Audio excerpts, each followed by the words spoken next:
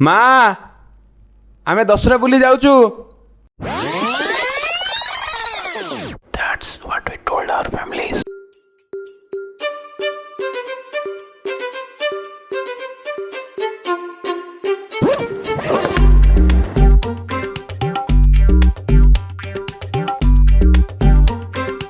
ଆମର first step ଥିଲା କେହି କିଛି ପଚାରିବା ଆଗରୁ ଘରୁ ବାହାରି ପଳେଇବା। चलो चलो चलो लेट ना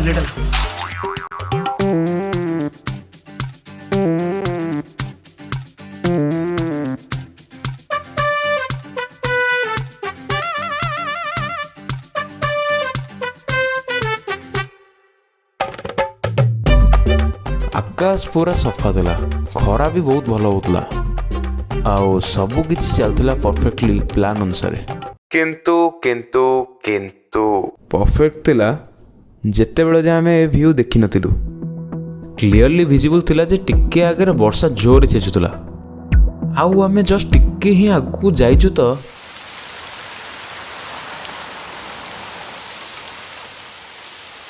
ଆମେ ବି ଜିଦ୍ରେ ଥିଲୁ। ବର୍ଷା କମିଛି କି ନାହିଁ ଜିଦ୍ରେ ସେଠୁ ବାହାରି ଆସିଲୁ, ଆଉ ସାଙ୍ଗେ ସାଙ୍ଗେ ହିଁ ପୁଣି ଖରା ହେବାକୁ ଲାଗିଲା। ୱେଟ୍ ଆମେ ଯାଉଛୁ କୁଆଡ଼େ? अरे संतोष कौन है ला? अरे से मैंने कोड रही है जन जोना पुनी रे ये तो फोन मार। हां ला कॉल करे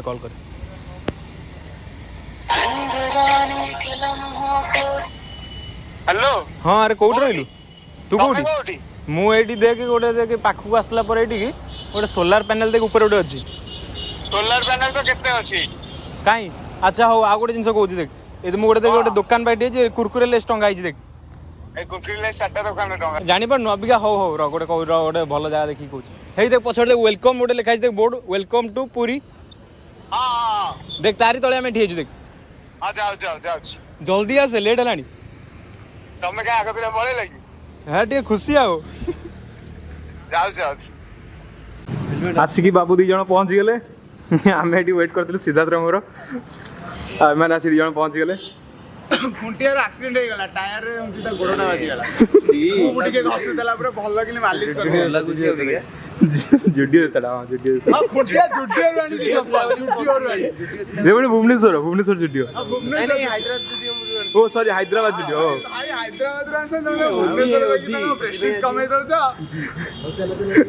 हो चला अब एटी वेट करियनी पहुंच गेलो हम एटी वेलकम गेट पाखरे आ 42 किलोमीटर पर अछि हमर पुरी चा आ टिकिया को गला पर पीवा बढ़िया देखि पारतु वेलकम पुरी देखाई छी वेलकम टू पुरी लागु छी ना फर्स्ट टाइम जो पुरी आछो जीवन में फर्स्ट टाइम आछन पुरी देखले बहुत बहुत धन्यवाद सर उनो रिवर्स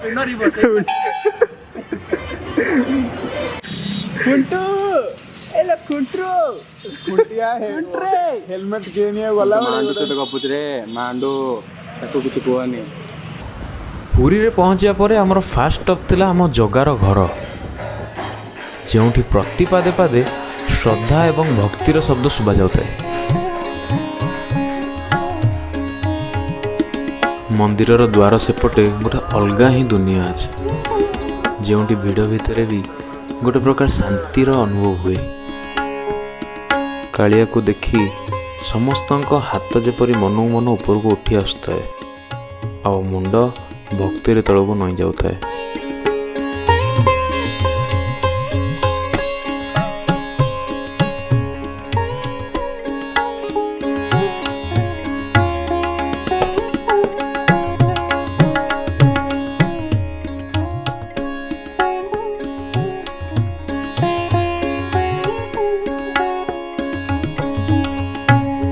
ସମସ୍ତେ ଏହି ମୁହୂର୍ତ୍ତକୁ କଏଦ କରିଦେବାକୁ ଚାହାନ୍ତି, କାରଣ ଏଠି ଯାହା ଅନୁଭବ ହୁଏ ତାହାକୁ ଶବ୍ଦରେ ବର୍ଣ୍ଣନା କରିବା ବହୁତ କଷ୍ଟ।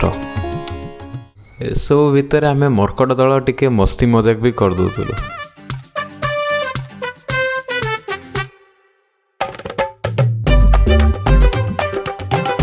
ମନ୍ଦିର ପାଖ ଦେଇ ଆସୁଥିବା ବେଳେ ଦୋକାନରେ ଏତେ ଗୁଡ଼ାଏ ଖଜା ଦେଖି ଆମେ ଆଉ ନିଜକୁ ଅଟକାଇ ପାରିଲୁ ନାହିଁ। ବିକଳ ହେଇକି 5-6ଟା ଖଜା ସେଇଠି ହିଁ ଆମେ ଖାଇଦେଲୁ।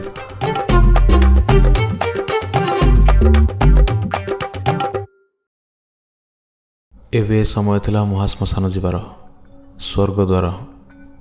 ଯେଉଁଠି 24 ଘଣ୍ଟା ଚିତା ଜଳୁଥାଏ।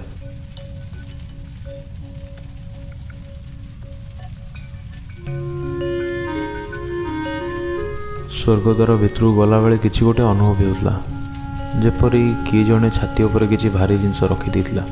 ଏ ଡିଫରେଣ୍ଟ କାଇଣ୍ଡ ଅଫ୍ ଏନର୍ଜି।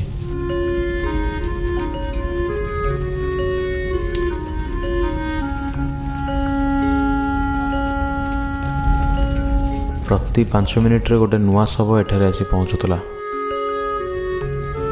ଚିତାରେ ଶରୀର ଚମଡ଼ାକୁ ତରଳୁଥିବା ଦେଖି ଜୀବନ କ'ଣ ତାହା ଭଲ ଭାବେ ବୁଝା ପଡ଼ିଯାଉଥିଲା।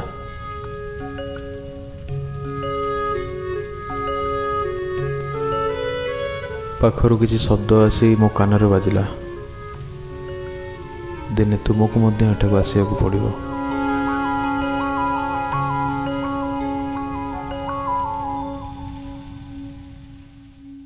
ମନ ଭିତରେ ଥିବା ବୋଝକୁ ହାଲକା କରିବା ପାଇଁ ଏବେ ଆମେ ଆସିଗଲୁ ସମୁଦ୍ର କୂଳକୁ।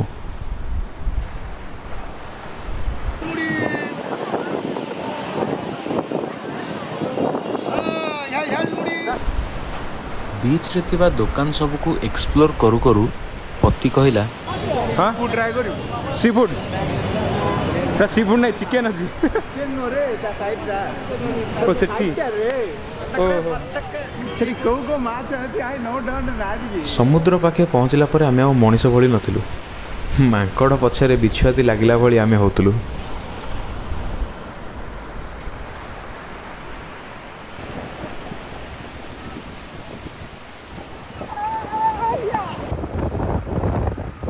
ଏବେ ଘରକୁ ଫେରିବାର ସମୟ ହେଇଯାଇଥିଲା। ଆମେ ବାଟରେ ଖାଇକି ବାହାରି ଆସିଲୁ ଘର ପାଇଁ। ପତିର ସାର୍ଟଟା ପୁରା ଓଦା ହେଇଗଲା, ସେଥିପାଇଁ ସେ ମୋ ସାର୍ଟଟା ପିନ୍ଧିଦେଲା ଆଉ ନିଜ ସାର୍ଟକୁ ଏବେ ପବନରେ ଶୁଖାଇବାର ଚେଷ୍ଟା ଚାଲିଛି, ନହେଲେ ଘରେ ଜାଣିଦେବେନି।